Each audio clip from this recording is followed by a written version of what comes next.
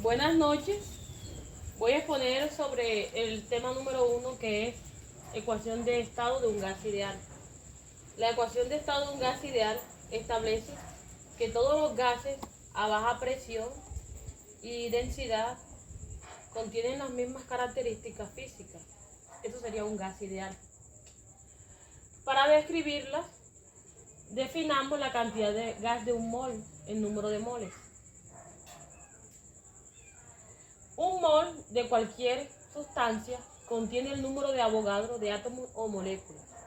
El número de Avogadro se denota con la letra N mayúscula sub A, que es igual a 6.022 por 10 a la 23. N minúscula, que es el número de moles. Esta es la ecuación para hallar el número de moles, que es M minúscula sobre M mayúscula. ¿Pero qué es M mayúscula? M mayúscula es la masa molar y esta se mide en gramos sobre moles. La ecuación de estado de un gas ideal es esta. Esta es la ecuación de estado de un gas ideal, que está dada por la presión por el volumen es igual a número de moles por R por T. Pero ¿qué es? ¿Qué es T? T es la temperatura absoluta. ¿Qué es R? R es la constante universal de los gases. Esto es una constante, o sea, es un número. Esta constante es 8,315 y se mide en joules sobre mol por Kelvin. P es la presión, donde P es la presión, esta presión se mide en pascales. Aquí está la ecuación.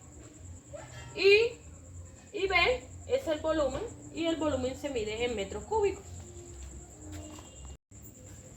Pero ¿qué pasa cuando la expresión que nos las dan expresada en atmósferas y en litros? Y el volumen nos lo dan en litros. Ya la constante universal de los gases cambia. R es igual a 0.08214 litros por atmósfera sobre mol por Kelvin. Por lo tanto, el volumen ocupado por un mol de cualquier gas a 0 grados centígrados y una atmósfera es de 22.4 litros. Si N es el número de moléculas en el volumen, se tiene que la ecuación de estado de un gas ideal sería la siguiente. La presión por el volumen es igual al número de moléculas por K sub B por T, que es la temperatura absoluta. Pero ¿qué es K sub B? K sub B es la constante de Boltzmann. La constante de Boltzmann es igual a la constante universal de los gases sobre el número de Avogadro. Y esto es igual a 1.38 por 10 a la menos 23 joules sobre Kelvin. Bueno, con un ejemplo les voy a explicar cómo utilizar la ecuación de estado de un gas ideal. El ejemplo dice así. ¿Qué volumen ocupan 10 gramos de nitrógeno a una presión de 0.3 atmósferas y 400 grados Kelvin de temperatura? La masa atómica del nitrógeno es de 14 gramos, por lo tanto, la masa molecular del nitrógeno es 28 gramos. Lo primero que debemos saber aquí es qué nos está pidiendo el ejercicio. Y entonces escribimos aquí los datos. Lo primero que nos piden es que lo que nos están pidiendo es el volumen. Lo primero que uno señala aquí, la incógnita es ¿qué volumen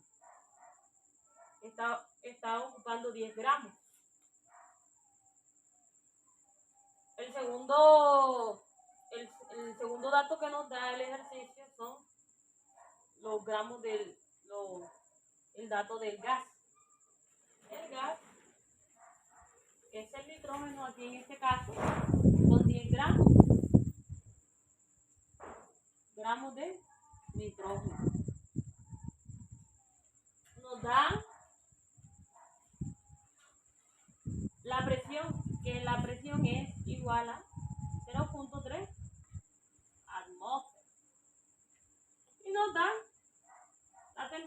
que son, temperatura celular son 400 grados Kelvin.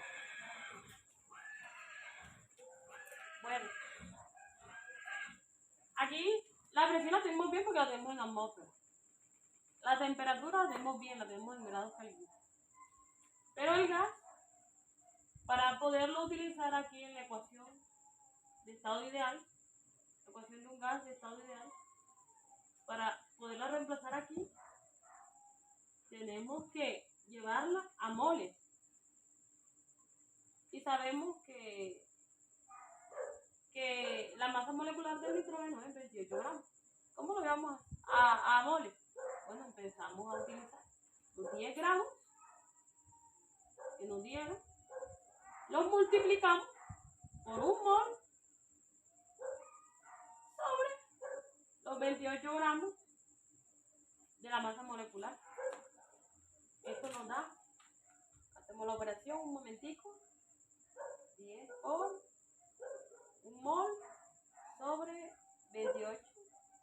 Esto nos da 0.357 moles. Entonces vamos a cambiarlo aquí. Lo cambiamos aquí. Y aquí lo cambiamos por N. Y N es 0.357. Pero ahora sí, ya tenemos el número de moles, la presión en atmósfera, la temperatura. O sea que ya podemos utilizar la ecuación de estado ideal. La presión por el número de moles por R por T. R que es, recordemos que R es igual a 0.0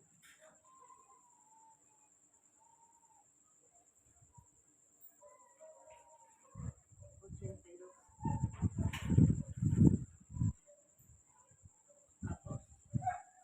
¿Qué es esto? Esta es la constante universal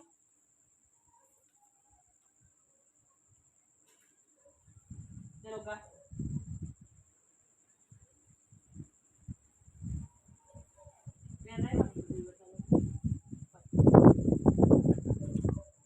La incógnita es ¿qué volumen? Entonces vamos a despejar aquí el volumen.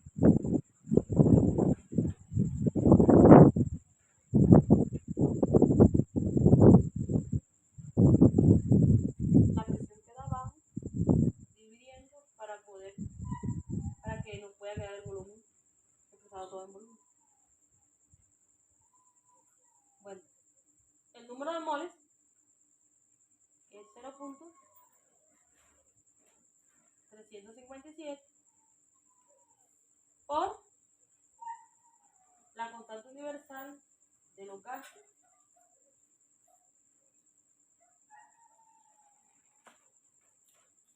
por la temperatura que son 400 sobre la presión que es 0.3.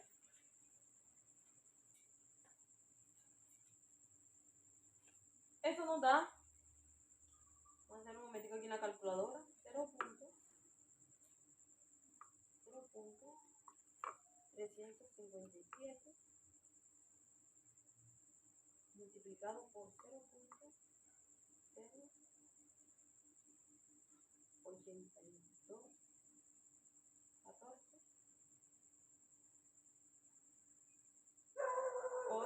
400.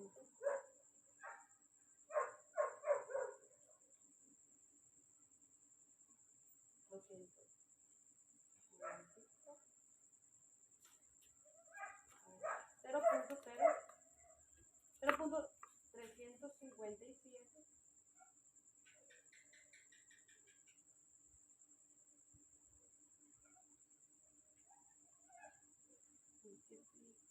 multiplicado por 0.0 por R, que es la constante universal de los 82,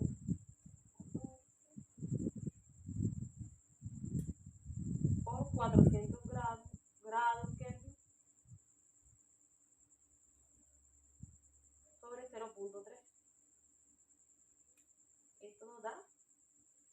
volumen de 39.09 metros cúbicos.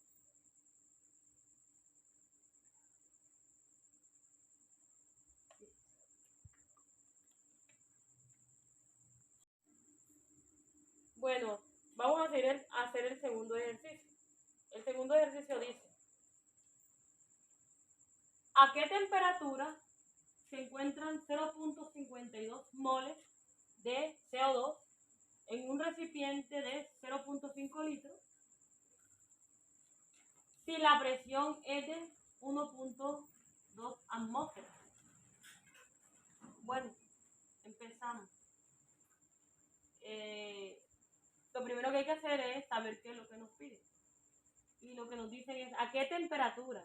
A los datos serían. El primero sería la temperatura, que es nuestra incógnita. El segundo dato que nos dan es el gas, que son 0.95 moles de CO2.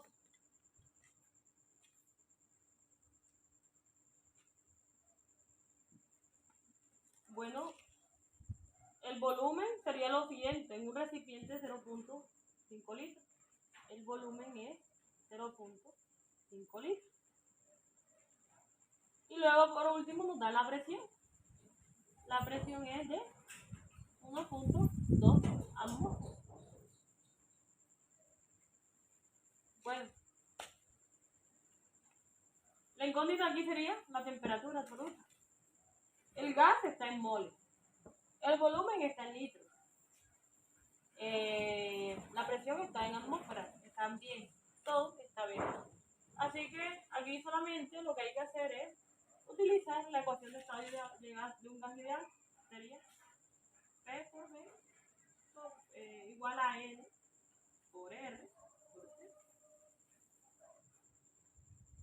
Bueno,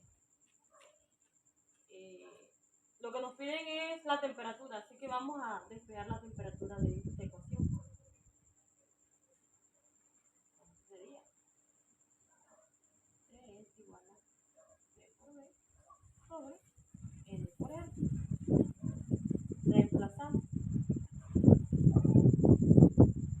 La presión es 1.2 por el volumen, que es 0.5 litros. El número de moles es 0.95 multiplicado por R. Y R es 0.082. La temperatura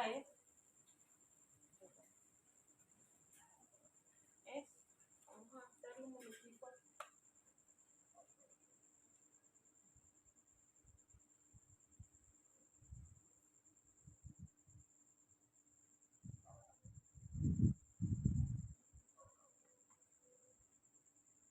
Uno punto dos por 0.5, eso es igual a 0.6 sobre 0.95 por 0.082, 14, eso da 0.07. Y la temperatura es igual a 0.6 sobre 0.7.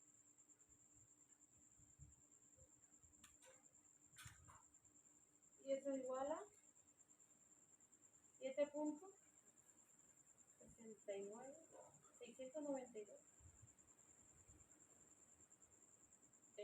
La temperatura está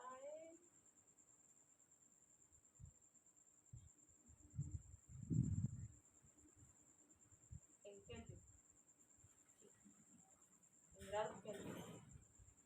Entonces la temperatura, a la temperatura en la que se encuentra 0.25 moles de CO2 de oxígeno en un recipiente de 0.5 litros y una presión de 1.2 atmósferas es de 7.692 grados Kelvin. Está mal, cierto el video. Buenas tardes. El día de hoy voy a exponer sobre la primera ley de la termodinámica, o también conocida como ley de la conservación de la energía. Esta ley establece que en cualquier sistema físico aislado, la energía será la misma durante todo el tiempo, aunque puede transformarse en otros diferentes tipos de energía. Más puntualmente decimos que en un sistema aislado la energía no puede crearse ni destruirse, solo se transforma. La ecuación para la ley de la conservación de la energía sería la siguiente. La energía interna es igual a la diferencia entre la cantidad de calor y el trabajo que se hace sobre el sistema o a sus alrededores. IN sería la energía interna, Q sería el calor intercambiado por el sistema y W sería el trabajo realizado por el sistema o en el sistema. Aquí tenemos una tablita que establece que cada uno de los procesos. El proceso de calor añadido al sistema sería Q mayor que 0. El proceso de calor eliminado de un sistema sería Q menor que 0. El trabajo realizado por el sistema sería Q mayor que 0. Y el trabajo realizado sobre el sistema sería Q menor que 0. Bueno, les voy a explicar con un ejemplo de qué trata la primera ley de la termodinámica, que dice que la energía no se destruye, sino que se transforma. No se destruye, sino que solamente la energía se transforma. Un ejemplo de eso sería un niño lanzando un balón al aire. Primeramente, nos damos cuenta que cuando una persona o un niño, en este caso sería un niño lanzando un balón al aire, hay una energía, y la primera energía sería la energía potencial, el niño lanzando, porque como tiene velocidad sería energía potencial, energía cinética, perdón. Y ya cuando el balón toma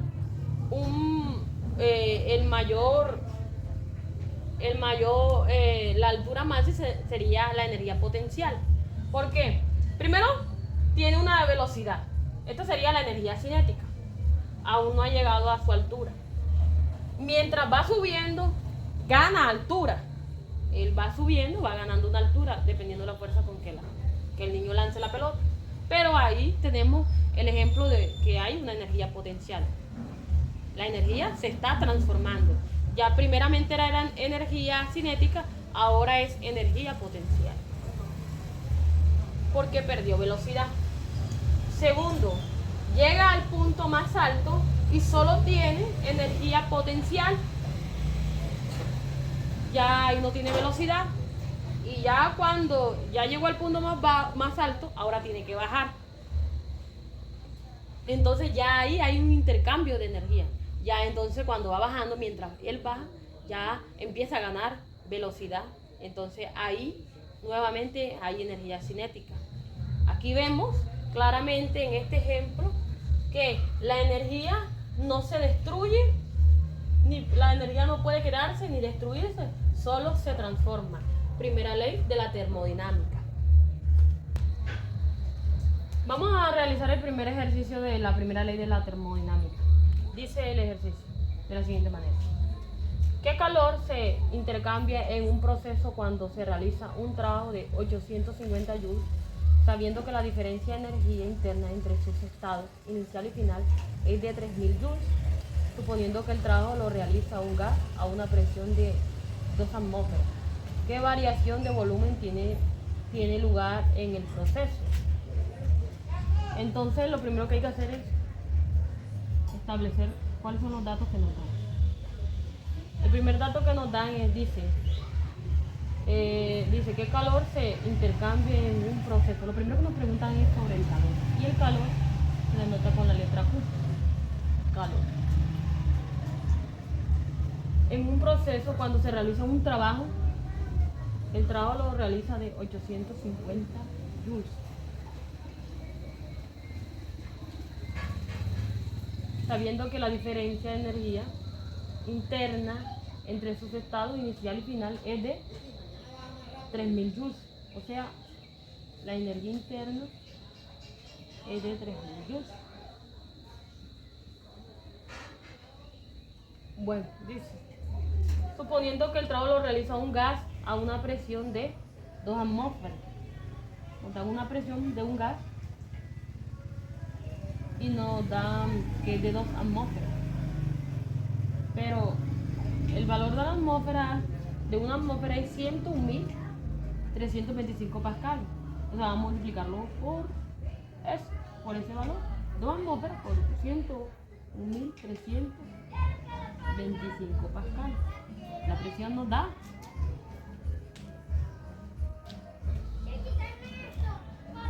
2 por 101.325 pascales.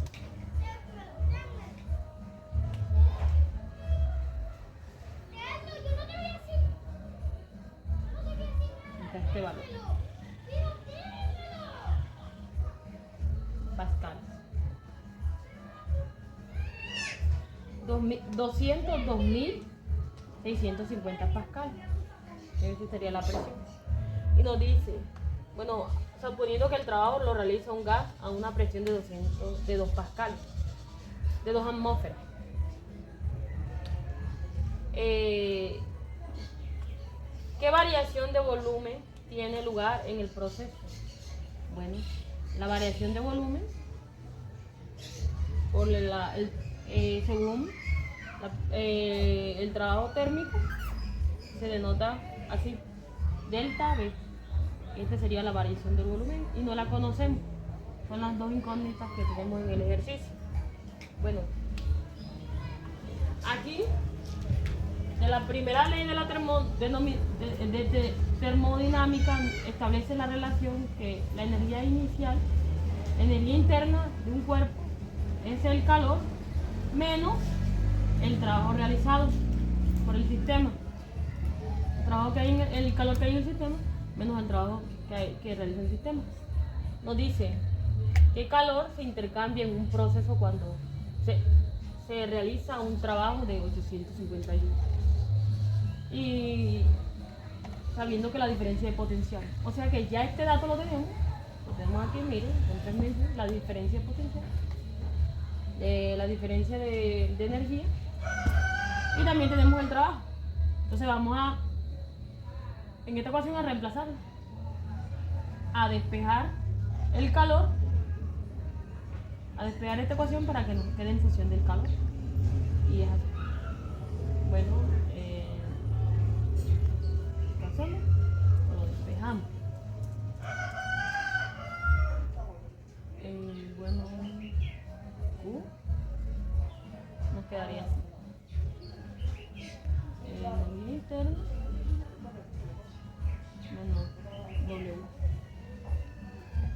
Entonces Q es igual a energía interna, que son 3000 joules menos 850 joules.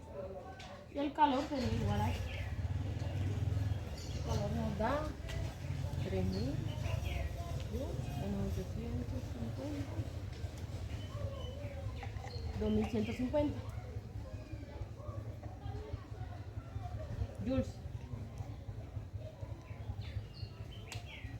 Bueno, ahora, o sea, ya este valor, el valor del calor ya lo tenemos. Ya hallamos el calor que se intercambia en un proceso. En ese proceso. Ahora vamos allá. ¿Qué variación de volumen? El segundo punto que dice, ¿qué variación de volumen tiene lugar en el proceso? La variación de volumen. Bueno, acá tengo esta ecuación que se llama ecuación del trabajo térmico. Y establece que el trabajo térmico es igual a la menos la presión atmosférica, la presión del sistema, perdón, multiplicado por la variación del volumen, delta B. Entonces, aquí es muy sencillo. Aquí, bueno, como ya tenemos este dato, que es el trabajo realizado en el sistema, y tenemos la presión, entonces aquí solamente tendría que ser que despejarlo de esta ecuación para que nos quede en función de la densidad del volumen. Y sería así. Delta B es igual a el trabajo realizado menos la presión. Y eso nos queda así. Delta B. Y el trabajo es, vamos a reemplazarlo, 850 joules sobre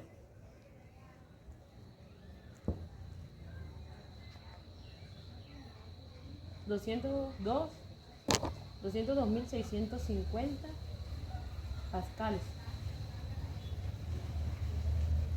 Recordemos que la variación de volumen es en metros cúbicos. Entonces eso nos da, esa división nos da 850 sobre menos 202.650 pascales. Eso nos da un total de menos 419 por 10 a la menos 3 metros cúbicos. ¿Qué quiere decir eso? Que hay se disminuye el volumen del gas.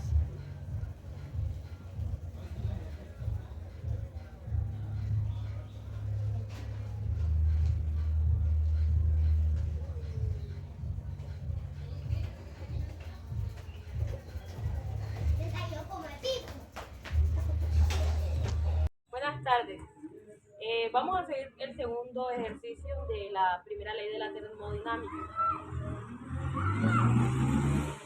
El ejercicio dice así: un sistema está experimentando un proceso termodinámico. Durante este proceso entran 250 joules de energía térmica en el sistema, ya que se calienta.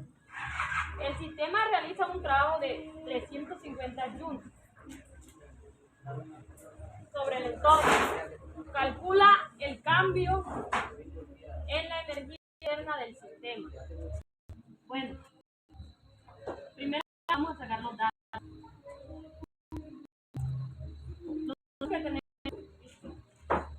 Un sistema está experimentando un proceso térmico, un proceso termodinámico. Durante este proceso entran 250 joules de energía. O sea, el calor que entra al sistema es igual a 250 joules de energía, ya que se calienta. El sistema realiza un trabajo de 350 joules. El trabajo realizado por el sistema es 350 joules de energía. Dice, sobre el entorno, dice, calcula el cambio en la energía. O sea, el cambio en la energía es el que no tenemos. Al analizar el calor, sabemos que como el calor está entrando un calor de 250 joules, eso es mayor que cero. Y el trabajo realizado es menor que cero. Entonces, como ya tenemos el calor y tenemos el trabajo, vamos a calcular lo que nos está pidiendo, que calcule el cambio de la energía. Entonces, la energía interna es igual a la diferencia del calor entre el trabajo. La energía interna es igual al calor. El calor son 250 joules menos el trabajo, que son 350 joules. Esto nos da, la energía interna nos da, que es igual a 250 menos 350, eso igual a menos 100 joules. ¿Qué significa esto? Esto significa que el sistema está perdiendo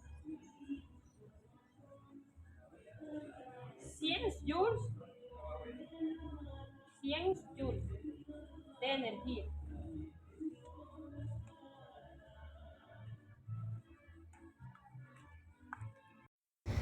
Primer ejercicio dice: determinar la variación de la energía interna que tiene un gas cualquiera que inicialmente está y cuenta con un volumen de 10 litros a una atmósfera de presión cuya temperatura T pasa de 34 grados a 60 grados en un proceso a volumen constante, sabiendo que su calor específico tiene un valor de volumen constante de 5 medios de R por R y R tiene el valor de 8,31 joules mol por Kelvin.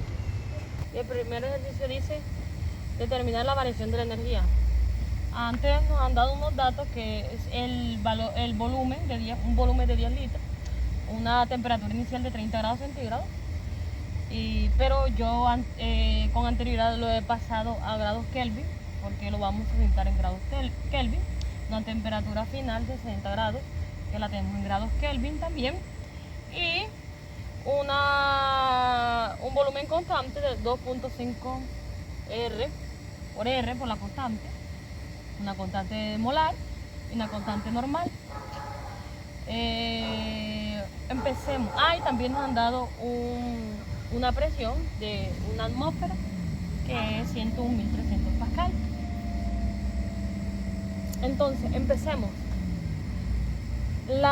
Para determinar la variación de la energía tenemos esta ecuación. La variación de la energía es igual a el número de moles por el volumen constante por la variación de la temperatura. Tenemos este valor lo tenemos y este valor también lo tenemos, pero nos falta el número de moles. El número de moles lo encontramos aquí en la ecuación de estado de un gas ideal. Vamos a reemplazarlo en esta ecuación. N igual, despejamos esta ecuación para hallar N. P por B igual a N por R por T. Despejando en esta ecuación nos da así: N es igual a P por B sobre R por T.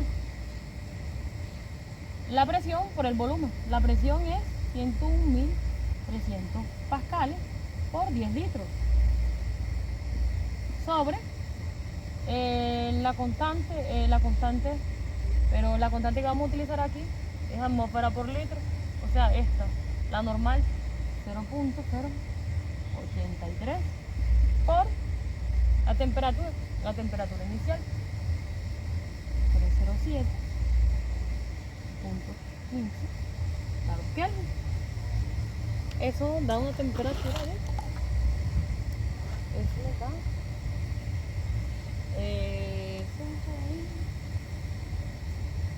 calculando eso nos da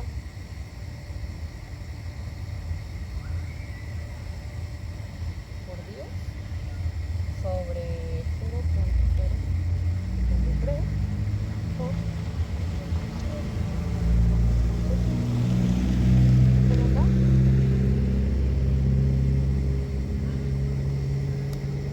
nos da que N es igual a 0.39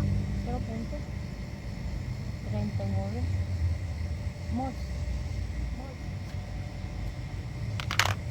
Bueno, ya como tenemos N, el número de moles, ya podemos reemplazar en esta ecuación, en la ecuación de la variación de la energía, que nos dice que la ecuación de la variación de la energía nos dice que el número de moles es 0.39 multiplicado por volumen constante, y el volumen constante es 2.5 por R, y R es, bueno, ya aquí vamos a trabajar con Joule sobre mol por Kelvin, que es la constante universal de los gases, que es 8.31, y la variación de la temperatura, que es la multiplicación de, que es la resta de la temperatura final 15 menos la temperatura inicial. Calculando todo eso nos da 0. Abrimos paréntesis, 0.39 multiplicado por paréntesis 2.5 por 8.31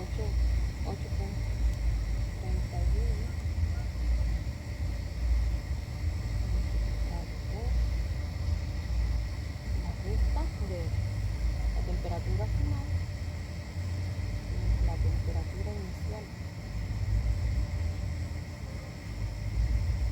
y eso nos da una variación de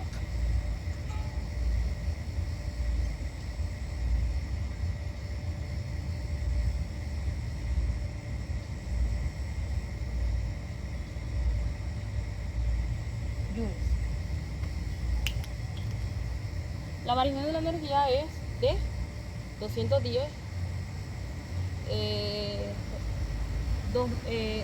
210,658 joules. Esa es la variación de la energía. Una muestra de 100 moles de gas de hidrógeno se calienta a presión constante de 300 grados Kelvin a 420 grados Kelvin. Calcule el aumento de su energía. Bueno, vamos a hacer el segundo ejercicio que nos pide determinar el aumento de su energía interna. O sea, la variación de la energía. Lo hacemos con esta ecuación. El delta de U es igual, la variación de la energía es igual a el número de moles por la variación volumétrica, la variación del volumen por la variación de la temperatura. Inicialmente nos han dado unos datos.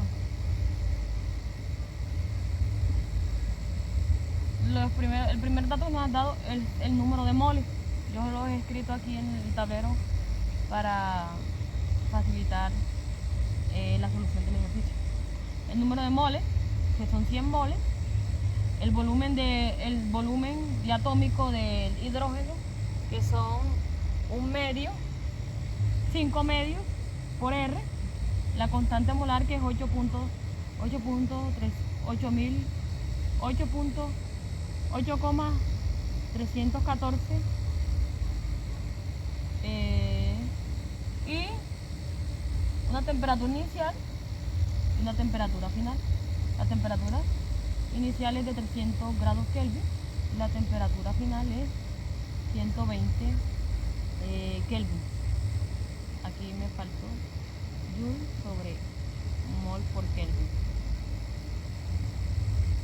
Bueno, tenemos el número de moles, tenemos la variación la variación del volumen y la variación de la temperatura. Solamente hay que reemplazarlo para poder hallar la variación de la energía.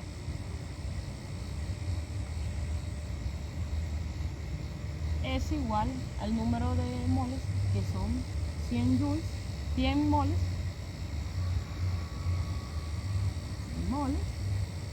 multiplicado por la variación, el volumen diabático del hidrógeno, que son 5 medios por R, por la constante es 8.314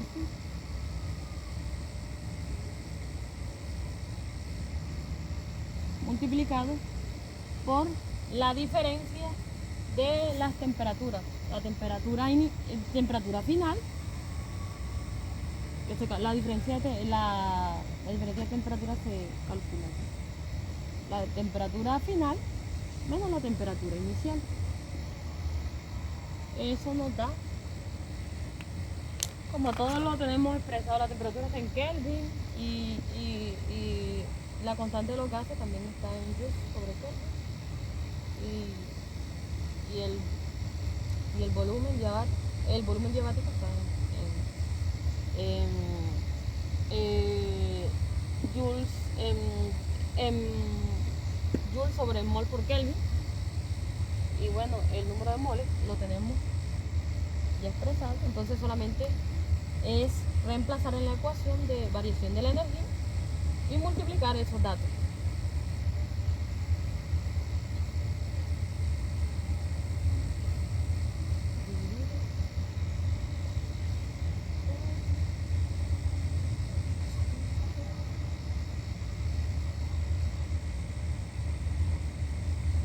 Vamos a reemplazarlo aquí.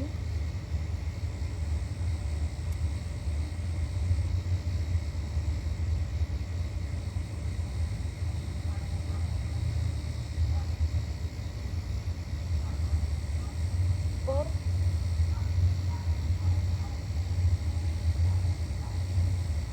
la diferencia de las temperaturas. Y eso nos da, lo revisamos.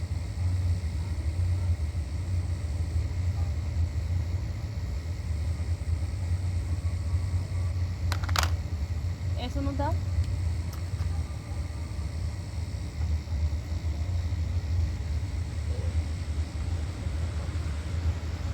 aquí me equivoqué mucho.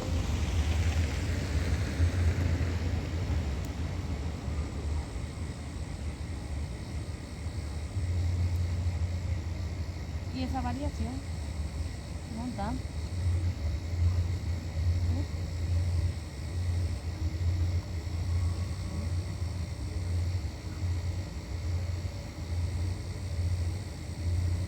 420. Ok, y esa variación nos da eso. 24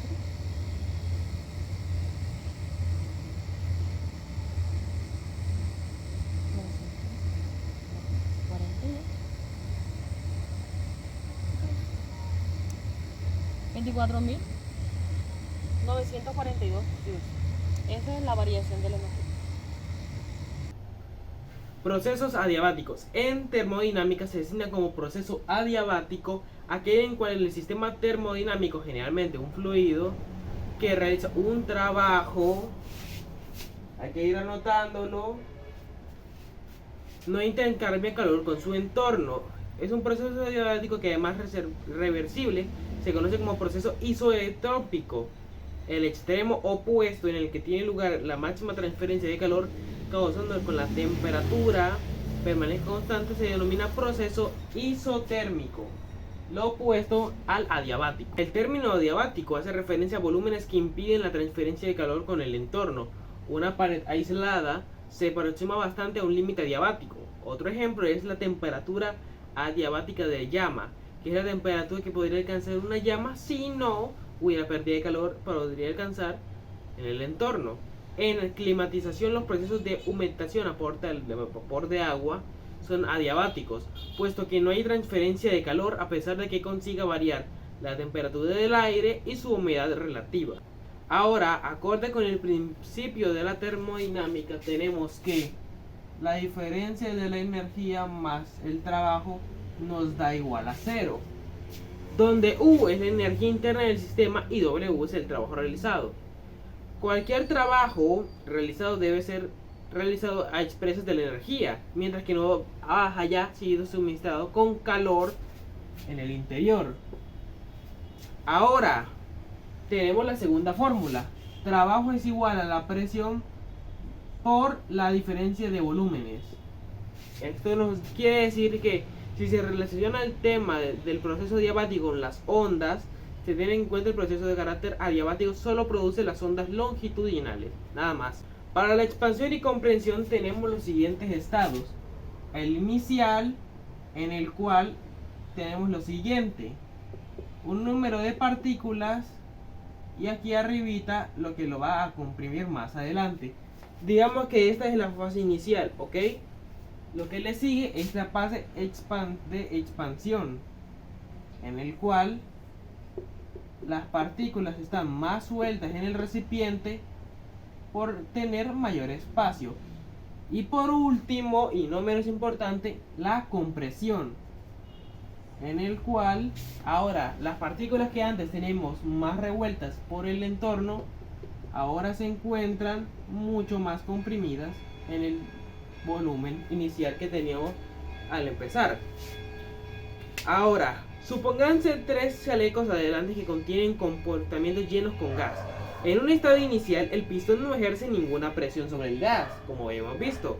Luego se le permite al pistón elevarse, lo cual incrementa el volumen por donde puede desplazarse las moléculas del gas, ocasionando una disminución de su energía interna. Y por siguiente tenemos un descenso de la temperatura ocurrido por la compresión. Para el primer ejercicio, un gas realiza 600 joules de trabajo a través de un comportamiento aislado. ¿Cuál es el cambio de su energía interna? ¿Disminuye o aumenta la temperatura? 1.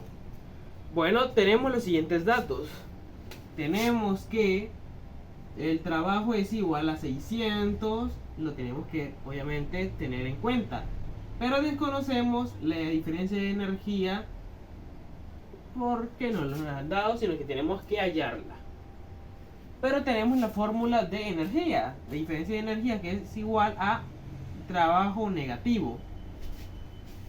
Ya sabemos que el trabajo W es positivo porque el gas realiza trabajo sobre los alrededores. Al estar dentro de un comportamiento aislado, tenemos que Q es igual a 0. Nos ahorramos de un problema menos. Y por lo tanto tendremos la ecuación, como ya hemos dicho, la diferencia de energía es igual a trabajo negativo. Lo pasamos a la expresión de la fórmula. Diferencia de temperatura es igual a menos 600. Lo pasamos y nos da menos 600. Ahí vamos bien. Y se haría la fórmula como se resuelve este primer ejercicio. Se llama dilatación térmica al aumento de la longitud, volumen o alguna otra dimensión métrica que sufre un cuerpo físico debido al aumento de temperatura por cualquier medio. Por otro lado, la contracción térmica es la disminución de dimensiones métricas por disminución de temperatura. La dilatación lineal es aquella en la cual predomina la variación en una única dimensión, es decir, en el gancho o en el alto del cuerpo.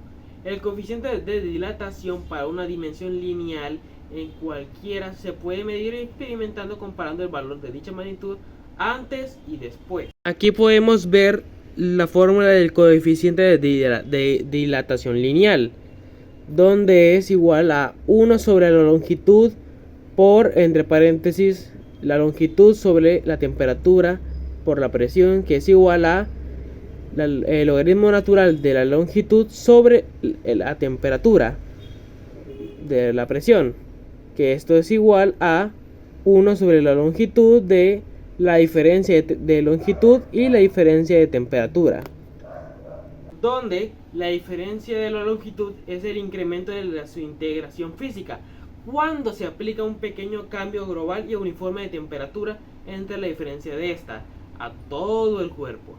El cambio de la longitud de la dimensión lineal que se considere. Ahora tenemos lo siguiente para explicarlo. Este es el coeficiente de dilatación lineal. Esto es la longitud inicial, la longitud final, la temperatura inicial y la temperatura final, donde se expresa tanto en centígrados para poder convertir en Kelvin, disculpen, y se utiliza tanto metros, centímetros, y en general esto sería lo básico de las unidades y los símbolos que utilizaremos en dilatación térmica. Y aquí podemos observar la dilatación y contracción volumétrica de un gas por variación de temperatura, donde podemos ver que entre más temperatura, mayor la presión, por lo tanto menor volumen. aquí se puede ver la gráfica. Entre más temperatura, el volumen aumenta. Para nuestro primer problema, los rieles de una vía de tren de acero tienen 1500 metros de longitud. ¿Qué longitud tendrá cuando la temperatura aumente de 24 grados centígrados a 45? Bueno, ahora tenemos lo siguiente. Tenemos, según lo que nos habían dado, una longitud inicial de 1500 metros. Desconocemos cuál será la final. Sabemos que la temperatura inicial es de 24 grados y una temperatura final de 35. Avancemos, porque ahora también tenemos que el coeficiente es de dilatación diurnal 11 por 10 a la menos 6, que eso nos servirá para ir resolviendo más adelante. Aplicando la fórmula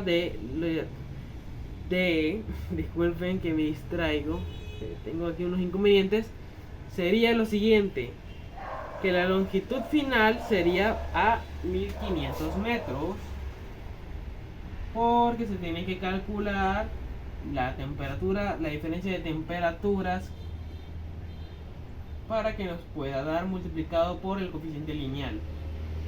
Esto nos daría una longitud final de 1500, disculpen el error, por 10285 metros. Como se puede ver, realmente la diferencia de temperaturas no es tan abismal. Esto se debe que, pese a lo que parezca uno crea, la expansión térmica que se da es a través del medio en el que se desplaza. Esto nos quiere decir que la diferencia es mínima por mucha temperatura que se agregue, y menos con una diferencia tan, podríamos decirlo, pequeña a comparación con la que teníamos originalmente. Nos da que se expande, sí, pero realmente reducidamente.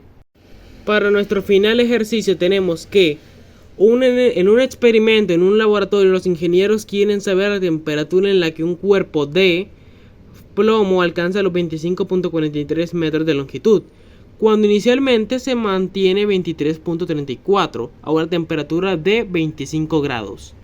Para responder la pregunta tenemos que organizar los datos. Tenemos una longitud inicial de 25.34 metros. Y nos piden que la final sea de 25.43, en el cual la temperatura inicial es de 26 grados y el coeficiente de dilatación son de 29,10 por 10 menos 6 grados centígrados. Ahora lo que tendríamos que hacer sería lo siguiente, queridos amigos y compañeros. Tendríamos que hallar la fórmula de la diferencia de temperatura, la fórmula de temperatura inicial menos la temperatura inicial, en el cual se divide por el logaritmo natural del coeficiente de dilatación que nos han dado para el material en el cual estamos trabajando, que sería el plomo, para al final tener que resolverla con la fórmula de temperatura final, en el cual las temperaturas se restan, se multiplica por el coeficiente, se suma más la temperatura para darnos lo siguiente, que todo lo que hemos realizado al final sería 148.4702 grados centígrados, que esa sería la temperatura deseada para que el cuerpo de plomo alcance la longitud deseada, que es de 25.43 metros. Con esto acabamos los temas de dilatación térmica. Un gusto.